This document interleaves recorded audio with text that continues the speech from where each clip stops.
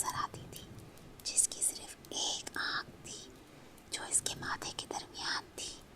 اس کی جلد حد سے زیادہ سفید تھی، جیسے وہ زندہ انسان نہ ہو۔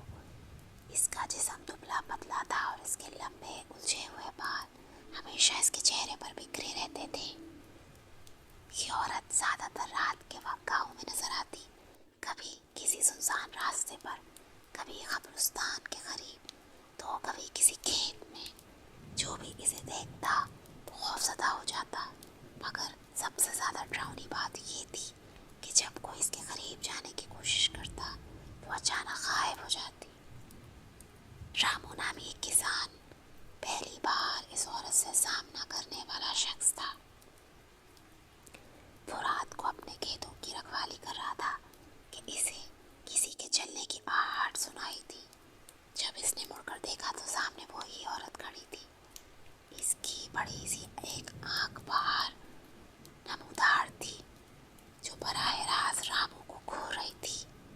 رامو کے جسم میں سنسنی دوڑ گئی، مگر اس نے ہمت کر کے پوچھا، تم کون ہو اور یہاں کیا کر رہی ہو؟ عورت نے کوئی جواب نہیں دیا، بس ایک قدم آگے بڑھایا۔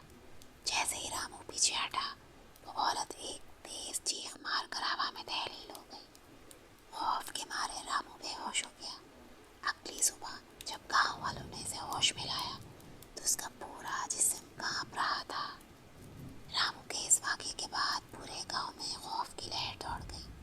کئی لوگوں نے دعویٰ کیا کہ انہوں نے اسے ایک آنکھ والی عورت کو رات کے وقت اپنے گھروں کے باہر دیکھا ہے۔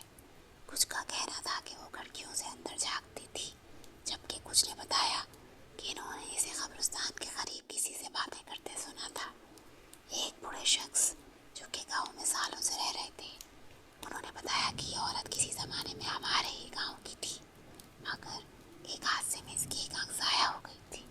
لوگ اسے بدصورت کہہ کر مذاق اڑاتے تھے اور ایک دن وہ گاؤں چھوڑ کر چلے گئی۔ کچھ سال بعد اس کی لاش قریبی جنگل میں ملی اور تب سے اس کی روح بھٹک رہی ہے۔ گاؤں والوں کی دہشت اس وقت بڑھ گئی جب ایک نوجوان لڑکا دیپک لاپتہ ہو گیا۔